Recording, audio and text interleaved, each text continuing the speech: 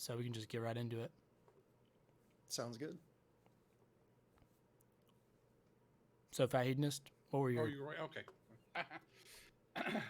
My question was, you're doing all of the, you're doing the ample guitar stuff. You know, the videos for the ample guitars, and I am very interested in these. But I don't want to spend.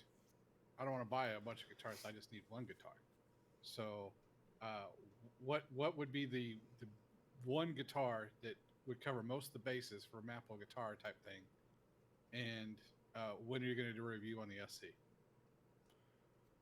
The SE is actually my next video, and that's actually probably what I would recommend because, I mean, even outside of the ample guitars, I feel like the Stratocaster is pretty much the most versatile guitar that you can get. But yeah, it really depends on what genres you're working in. Before I picked up the SC, I was really recommending their LP, the Les Paul, but after tweaking the SC a little bit, messing around in there, I feel like that's probably gonna hit every genre.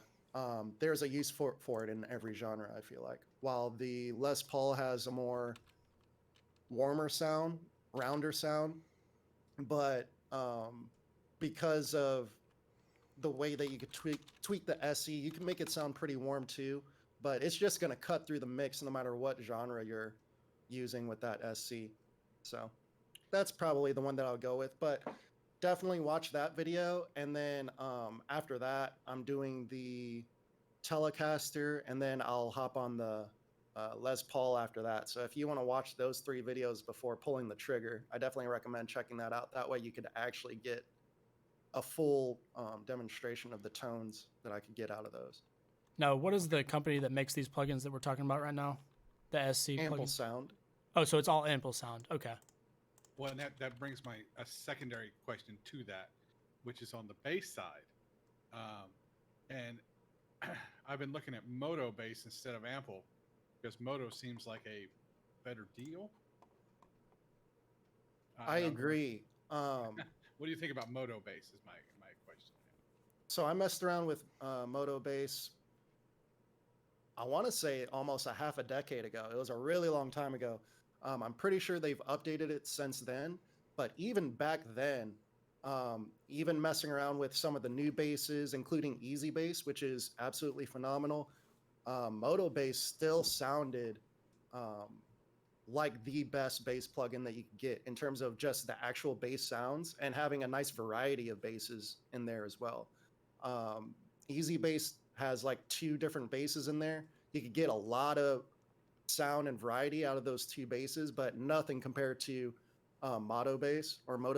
But the great thing about Easy Bass and the ample guitars is the MIDI editing functions. Moto bass doesn't really hold a candle to either of those companies, but if you're just looking for the direct sound, I would say the Moto bass plugin is definitely the most bang for your buck. I was actually, I obviously don't have nearly as much experience as you, Ian, messing with these plugins, but I was really impressed with, and I haven't messed with the Moto, but I was really impressed with Ample, like, plugins in general, like even the free ones, the free versions. Mm-hmm. The interface was, like, the ones that I've messed with, the interface is kind of like not the best, but the sound is pretty impressive.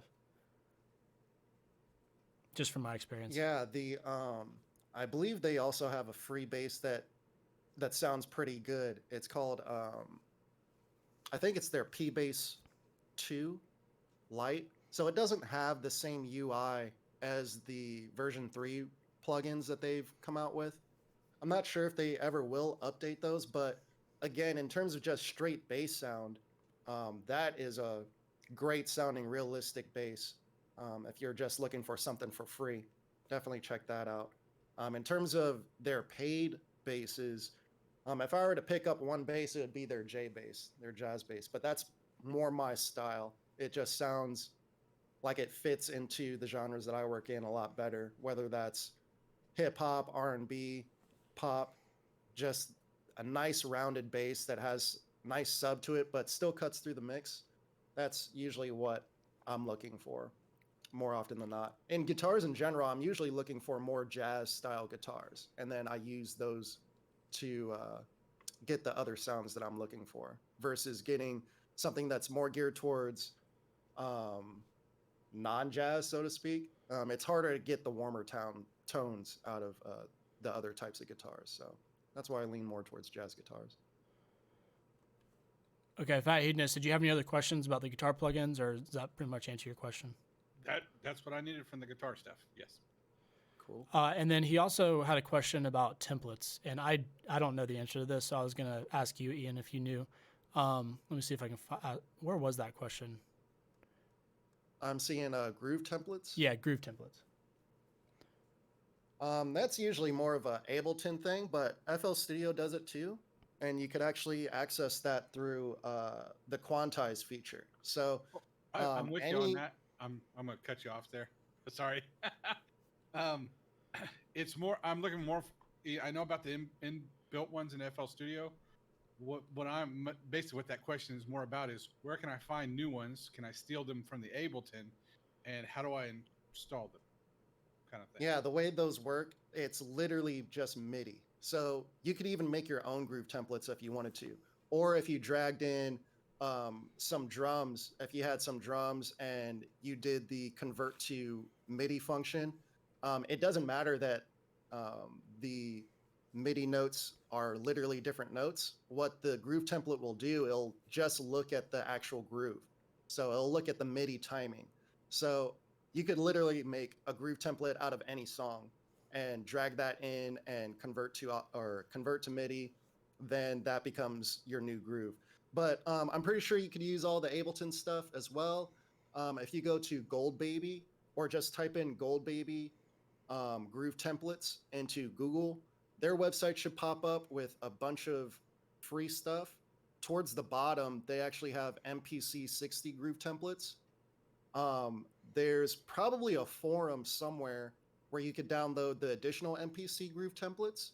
But again, it's all just literal MIDI information that you just drag into your quantize folder. And then when you click, I want to say it's Alt Q, that'll bring up the full quantize editor rather than Control Q. That'll just quantize it automatically. But if you use Alt Q, there will be a folder icon that you can click on.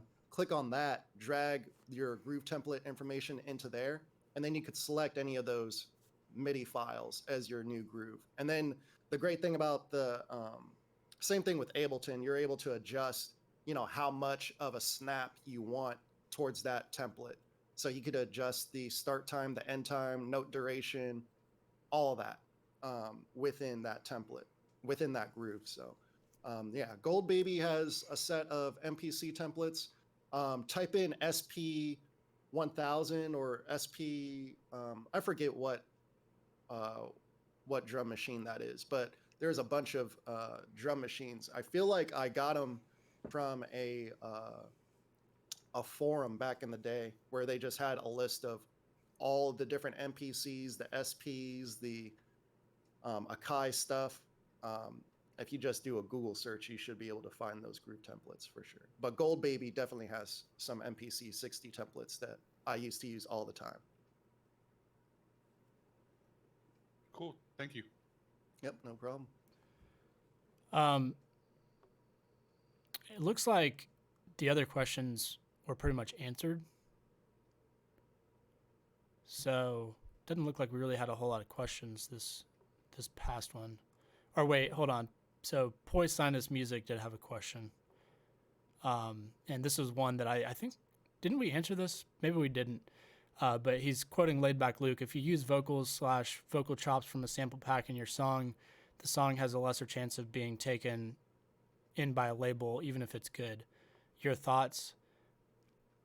Oh, I see. So I think what he's saying,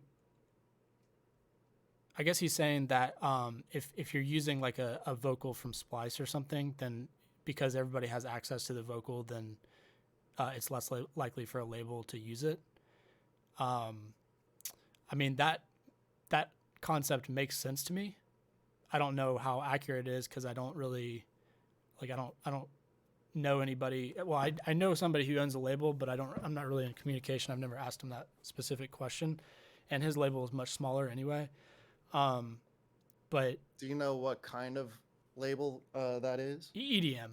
So Laid Back Okay. Luke. Laid Back Luke does like house EDM stuff. So he's Yeah, exactly. he's Yeah, talking that's why I was asking. yeah, he's talking EDM type stuff. So yeah, I mean, I think that I would probably agree with Laid Back Luke on that. Yeah, for sure. 100%. Because when it comes to EDM, it's a lot more important. If you're doing like, traditional music or traditional sampled music like hip hop, it's less of an issue. If the song's good and they want to run with it and they'll go out of their way to try and figure it out. But to like clear yeah, it or for whatever. these Yeah.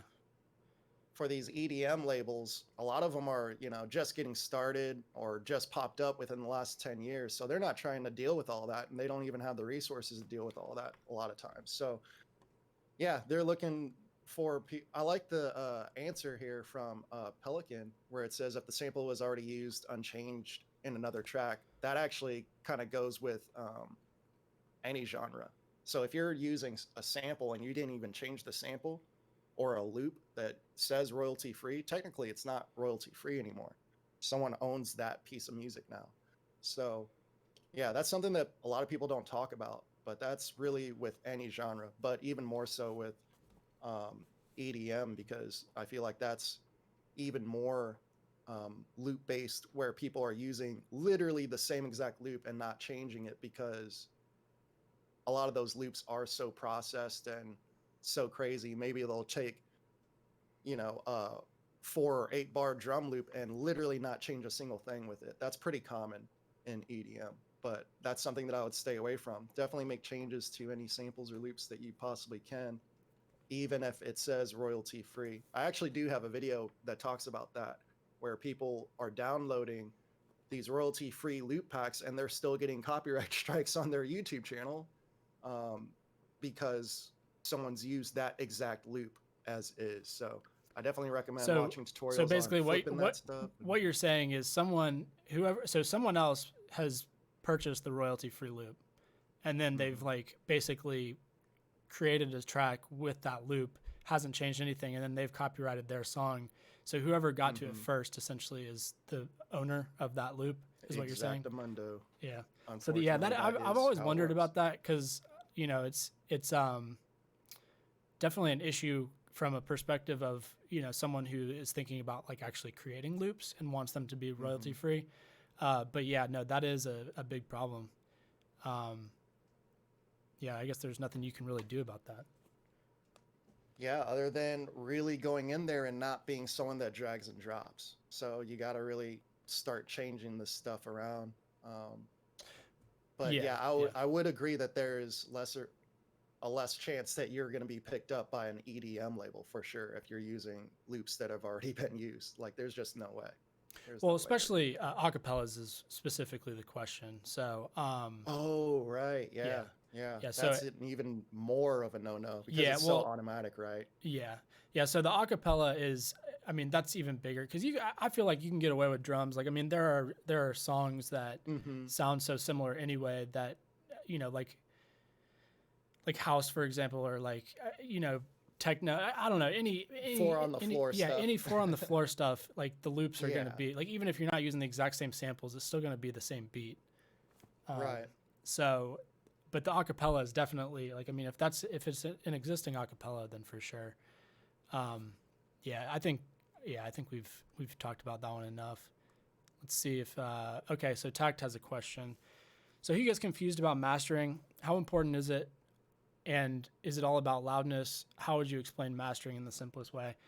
Well, I'll start off and I'll send it to you, Ian, and get your thoughts. But so mastering has a couple different sort of ways you can think about it. Like the most like the original way of mastering, like how it used to be thought about, was mastering an entire album, which I don't think is really as relevant nowadays, because people are mostly releasing singles.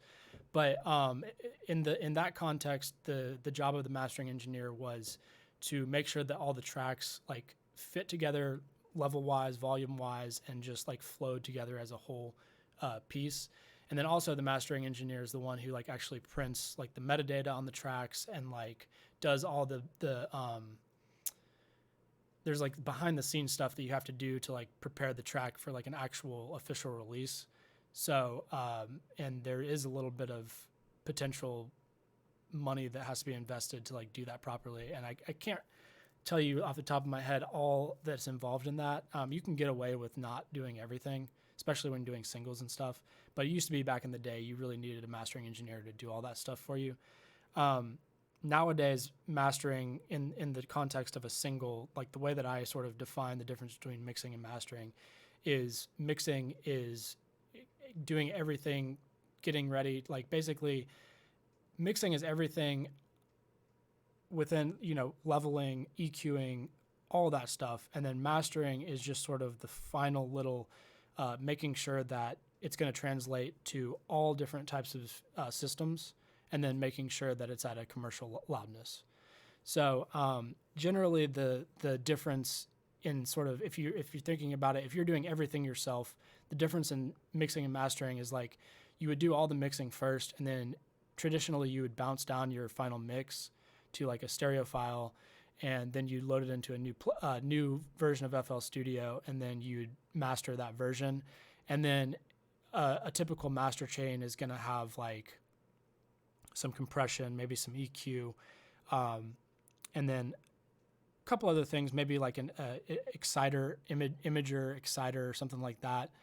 You could even stack EQs and compressors depending on what's needed. Usually all those processes are going to be very, very subtle. And then at the end of the chain, there's going to be some sort of like maximizer plugin, like a limiter or something, you know, along those lines to bring the volume up and make everything commercial loudness. In my mastering chain, like what I've started doing is kind of doing, I mean, it depends on what I'm doing exactly. But if I'm going through the whole process from beginning of production to the end, what I've been doing recently is just like doing it all in one session. And so I'll basically master in the same session that I'm mixing, and that way I can sort of mix and master at the same time. And so really I'm mixing, and then the only sort of thing that I have really on my master chain is like a Maximus. So I'm doing a little bit of multiband compression and limiting and just like getting it really loud. So yeah, I mean, that's not the ideal traditional way to do things, I guess, but it's kind of what's working for me. Because what would happen, like back in the day, I used to send my tracks off for mastering. And when I did that, inevitably I would have, you know, the mastering engineer would get back in touch with me and be like, hey, can you maybe change this one thing in the mix, et cetera, et cetera. And it would be kind of this back and forth. So there would be something. Here, I'll stop talking and send this over to you, Ian, and see if you want to add on to that. No, I feel like that covers pretty much everything. He also asked after that, also, is it important for just beats, no vocals? The beats on BeatStars are really loud. So they've been, I'm not going to say that they've been professionally mastered or anything, but yeah, the beats that you listen to on BeatStars, they're being pushed to a pretty high loudness. We actually talked about this last week. Yeah, we did. Yeah, we talked about this last Q&A. So short answer is yes. Like they're if you want to call it master, like my definition of mastering, yeah, they're being mastered. They're being at least limited, and whether or not, you know, they're taking it into a separate session, they're probably doing more what I've been doing with my beats recently, where I do everything in the same session, but I have, you know, a Maximus plugin on the end so that I can push the LUFS up pretty loud and get it at kind of a commercial loudness. So that way, when people are listening to your beats, you know, you want the bass to be bumping and you want it to be loud so that they want to buy it. Also, a really great way of learning, you know, mistakes with your mix when you get into mastering is doing exactly what David's doing. That's actually, I've never sent my mixes off to get professionally mastered. So my whole entire life, I've done beats or made music exactly the way that David's just now doing. it's all one session. So Mhm. I have control over the master, I have control over the mix, I have control over the buses, all in one session. And because of that, I was quickly able to learn what works and what doesn't in a Yeah. mix while I'm mastering because, well, you know, once the master starts going to crap and I know that it's a problem in the mix, I don't have to open up a new project, right? So Exactly. Yeah. everything's right there for me to look at. So Yeah. I actually recommend doing what David's doing right now. If you want to learn mastering, you'll learn a whole lot quicker than bouncing back and forth between your mix project and your mastering project. Yeah. Yeah. And that's the main reason I started doing that. Is for that reason. Now, the argument that you would send it off for mastering, this doesn't necessarily. I'd recommend for anyone making beats like what you're doing, Tact. It makes sense to do all the mastering yourself because you don't want to spend money on mastering just for a beat that you're planning on, sell or whatever. If you're planning on selling it, or if you're just making beats for fun, there's no point in spending money on mastering. But let's say you are doing like official releases. So you were maybe singing your own tracks or like whatever the case may be, or you were just releasing instrumental music, but you wanted it to be super official. The argument for sending it off for mastering is that, first of all, the mastering engineers have, if they're a good mastering engineer and they're legit, they're going to have invested like thousands and thousands of dollars in a really nice studio, really nice mastering monitors, which are even better than mixing monitors. And they're going to have the equipment, and they're going to also have a new unbiased set of ears to listen to your mix and kind of hear any mistakes that you made and then adjust and sort of, it's always a good idea to have another pair of ears on your mix to let you know things that may be off with it. So that's the argument for getting someone else to master your stuff, I guess.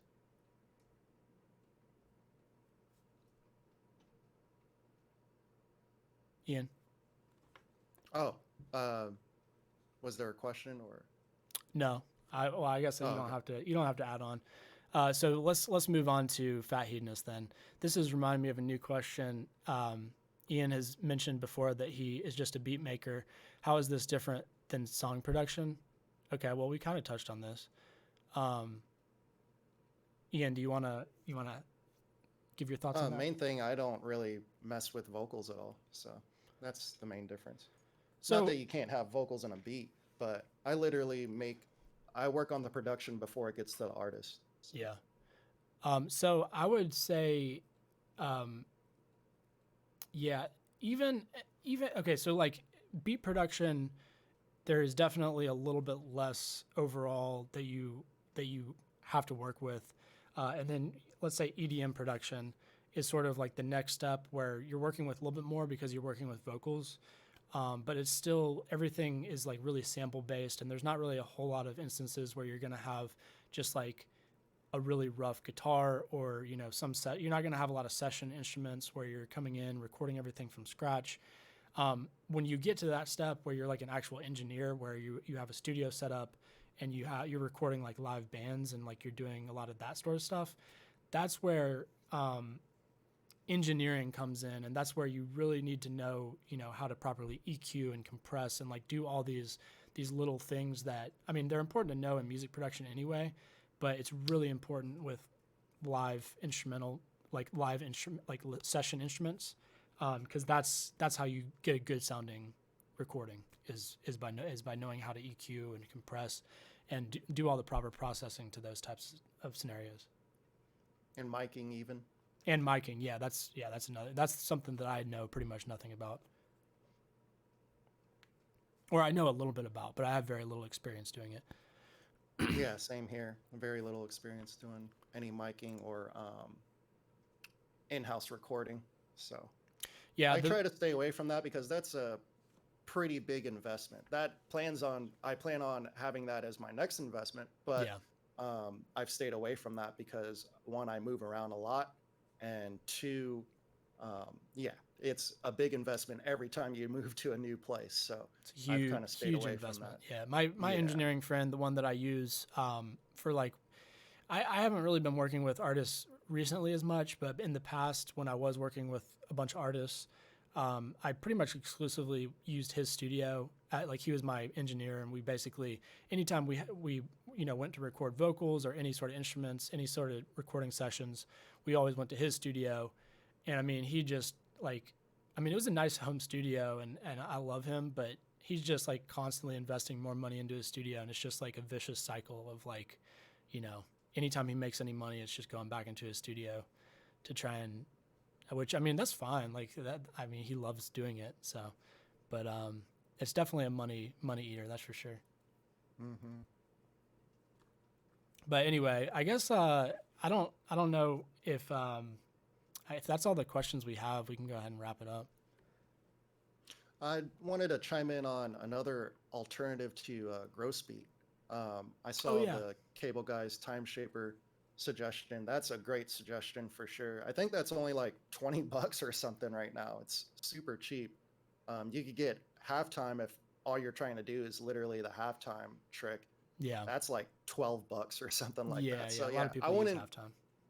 Yeah, I wouldn't get a signature. I say this to everybody. I actually have producer edition, right? So I don't actually suggest signature edition unless unless you're someone like David, who's, his whole channel is dedicated to using the stock plugins in FL Studio, and the signature edition will get you stuff like obviously Grosbeat, but also Harmless, and also vocal editing with Newtone. So there's stuff in there that is super valuable, but I use zero of it. So I think that's really the case for most FL Studio users, that you'll find that you really don't need that signature edition, especially when there's plugins like Time Shaper and Halftime. And there's another plugin that I wanted to suggest from Melda called M Rhythmizer, and that's literally half the price of Grosbeat. I think Grosbeat's like $100. This thing's like $50, and it not only does what Grosbeat does, but it actually adds on an additional thing. So Time Shaper only deals with the time glitches, like the stutter, reverse, scratch, tape stop, so on and so forth. But true Grosbeat, it actually does all of that, and it has volume shaping too. So that's the thing that makes Grosbeat a little bit better than Time Shaper. But M Rhythmizer, like I said, it's $50. It literally is Grosbeat. It's even designed the same way. The layout is identical to Grosbeat, but they add on one additional filter called the filter. So you have control over all the time glitches, you have control over all the volume shaping, and you have control over filtering as well. So it's a more powerful version of Grosbeat, and it's half the price. So I would definitely pick that up over getting Signature Edition just because you want to get Grosbeat. It's not worth it. There's too many alternatives. Now, if you plan on doing any sort of video editing, that's where the Signature Edition it comes in handy, because like you mentioned, you get Newtone and you get Pitcher and a bunch of other plugins. But yeah, for just Grosbeat, yeah, that's a good suggestion. I need to look into that plugin. That sounds cool. Yeah, they also have a multi-band version of it too. So that's the cool thing about Halftime. You can't do that with Grosbeat. So that's why I actually prefer Halftime over Grosbeat when it comes to the whole Halftime thing. I actually have a tutorial on how to do Halftime without a plugin at all. But the multi-band version is about the same price as Grosbeat. So I would pick that up if you're adamant about spending $100 for whatever reason. I would do the multi-band version from Melda Production. And they also have, both David and I have both covered this, the free plugins from Melda. It's literally like over 24 plugins that are super useful, especially if you're someone that just has stock plugins. There's a large variety of different saturators and coloration plugins and filters that you might not have in your DAW, or it might just be a slightly better version than what you have in your DAW. So, oh, Fat Hedonist pointed out $100 for the full Shaper box too. Yeah, I actually just picked that up last week. I just picked that up last week along with Looperator, because my next series is on rhythm and movement. So I have Shaper box, Looperator, some modulation effects from D16, I reached back out to Arturia because they just dropped a bunch of modulation effects, so I might do a tutorial on that as well. But yeah, Shaperbox 2 is freaking, it's nasty. I love that. Compared to Grosbeat or any of the other plugins that we mentioned, I think Shaperbox 2 is the GOAT for sure. Looperator, I actually like the glitching in Looperator better than any of the other plugins. Like the actual sound, the result that you get out of it, I think that sounds the best in terms of my style of production. But Shaperbox 2 just has way more variety, way more options that you can go in and really mangle your sound, and it will sound good like every single time because the presets in there are just crazy. Not just the full presets where it loads out all the different shapers, you know, your filter, your volume, and so on and so forth, but each box, each section has its own presets too, just like the ample guitars that I've been going through. So like there's the main preset where it changes everything, and then in each section of the plugin there's individual presets in there, and everything's just automatic. It all sounds musical. So it's just so many different tones and so many different effects that you can get out of Shaperbox that you definitely would not come up with messing around with automation inside of FL Studio or any other DAW for that matter. Like it would take you hours to come up with what Shaperbox does in minutes. So I can't speak enough about Shaperbox 2, and I've only had it for a week. So, and it's multi-band like Fat Hedonist just said. So it's a whole different level in terms of glitching and effects and audio manipulation. Or MIDI manipulation, because it's also a MIDI controller, right? So you can actually, and Grosbeat does this too. You can link it up to your MIDI controller, and as you play the different keys, it'll affect a different glitch for your sound. A lot of people don't take advantage of this. There's actually, I don't think that there's a tutorial on it, not a good one anyway. That was something that I noticed over a year ago, and I planned on doing a tutorial on it, and I never did. But I guess now is time since I'm doing this movement and rhythm series. So Yeah, this is a cool plugin, man. I'll have to look into this one because this has like timing, filtering, crushing, like everything, panning, volume, and width. everything. So if you're someone that's into EDM and you're looking to do drops, this is like your drop gold mine. This does all your buildups for you, all your build drop downs, your riser effects. It's insane. And it has that the width box in it, the width shaper. That's one of the first tricks that I ever learned in EDM about doing drops, and that's literally having a wider stereo image when that drop comes in and just making everything as mono as possible right before it. Having that as a tool right inside of Shaperbox is pretty awesome for sure, because I'm going to be doing that in and out during my build-ups and drops and everything. So a lot of potential for that plugin for sure. Stuff that I haven't thought of yet. So cool, man. Yeah, like this plugin looks awesome. I definitely need to look into that. Have you did you like what you have this, Ian?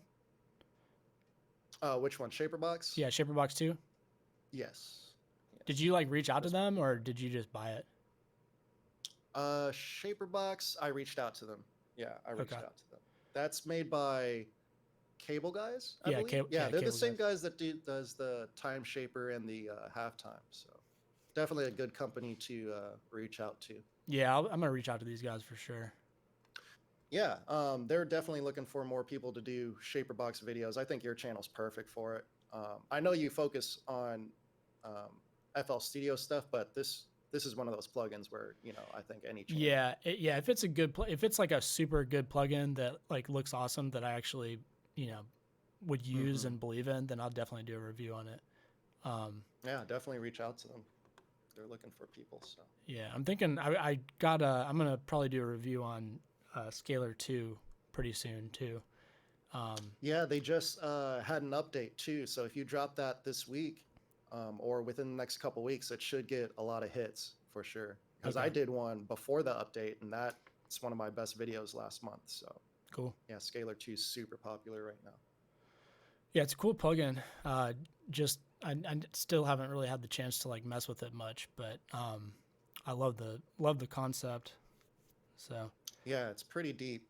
I'm still not through all the different settings and options, and I've already done a tutorial on it, so that tells you how deep it is. So definitely a fun plugin to mess around with and come up with new ideas, especially when you combine that with something like Easy Keys or, well, yeah, Easy Keys. It's stuff that I definitely would never come up with on my own. There's no way. I mean, yeah, I could even bring in a session pianist, and they're not even going to come up with some of the stuff that um, those two plugins combined come up with, because it's literally session pianist, and then the MIDI is just getting manipulated in an intelligent way that hmm sounds just as musical as before. It's just a totally different idea. So that kind of yeah, goes back to what we were saying about the whole um, using loops or whatever. Like if you have MIDI information, those are the two plugins that you really want to pick up, because um, MIDI loop kits are a little more popular nowadays. I know a lot of the packs that I'm going to be dropping, all those will have the MIDI included. So now you could take that MIDI, throw it into Scalar, and come up with something completely different, or Easy Keys, come up with something completely different that still has the same chord progression that you originally wanted, and still in the same key that you originally wanted, and all that. So you don't get lost with your loop and sample manipulation. And then you turn that into a sample and then go from there. But yeah, we're living in fun times right now in terms of yeah, music creation. yeah. There's some pretty crazy plugins out for sure. Stuff that, well, I don't know. Some of those plugins for me, I don't necessarily see as much. Like I probably wouldn't use them as much. Um, just because I don't know. I like coming up with my own melodies, and like I hear something in my head, and that's what I want to like put down, as opposed to. But I can definitely see a time and a place for it. You know, it's definitely a cool creative tool potentially. So, but I Luca, co-sign with that yeah, because the main reason that I got those was for the sync licensing. So I'm getting really heavy into trying to get into other genres like pop. I know you do a lot of pop, but mm-hmm, genres that fit with television and TV shows and stuff like that. So I can't just make trap beats all day. I know trap beats are in a lot of reality shows and whatnot, but I definitely want to branch out into some of the other genres, which is why I picked up like an Easy Keys and an Easy Drummer, mm-hmm, so that I don't have to think about the theory behind those other genres, and I right, could just throw in my sound design or throw in, yeah. my ideas here or there. Hey Luca, But you're did you? totally right. In terms of production, my preference is come up with everything on my own for sure Yeah, with my beats.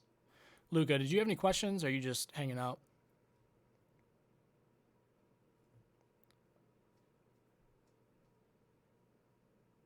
He might not even be listening. Anybody else have any questions about anything?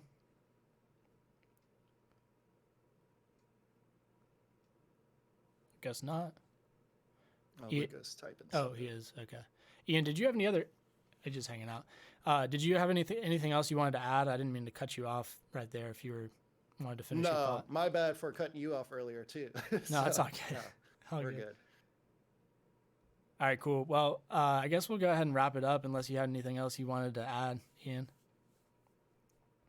Well, I think that's it. Unless Luca's about to say something here. Yeah, Said he was just hanging out. Okay. Okay. cool. He's just saying thanks. Well, thanks for coming and hanging out. I don't know if you've come and hung out before, but we do it every Sunday at 1 p.m. Eastern time. So yeah, for sure, man. Glad you came through and had some questions that I couldn't answer, but luckily we have Ian here. So All right, guys. Thanks for hanging out. Yeah, we'll see you guys next Sunday at 1. yep. And Ian, I want to try and get in touch with you sometime this week. Hopefully, this week will be a little bit less busy for me because I just want to catch up with you and kind of, I guess, get on the same page about everything. You know, it's been a while since we've chatted. So, do you have any free time like coming up this week? Yeah. What's a good day for you this week? I think pretty much any day I can make work. So whatever is good for you. Okay. Either Monday or Tuesday. Um, probably around. Are you available in the afternoons, or should we wait like later in the day? So I can do afternoon. It'll just before 5, preferably. Okay, cool. Yeah, let's hop on the phone Monday around. Oh, actually, we're gonna have a team meeting. We could talk after the team meeting. Okay. Well, when is the team meeting? I'm probably gonna have that at 1. And then, On what, Monday? Yeah. Okay. So and that is that a full team meeting? Like I haven't paid attention to. Yeah. Okay. Well, I'll hop They'll in there just- then. We'll, yeah. we'll talk, and we can just talk after that, I guess. Yeah, sounds good. Okay. Cool, man. All right. All Peace out. Peace.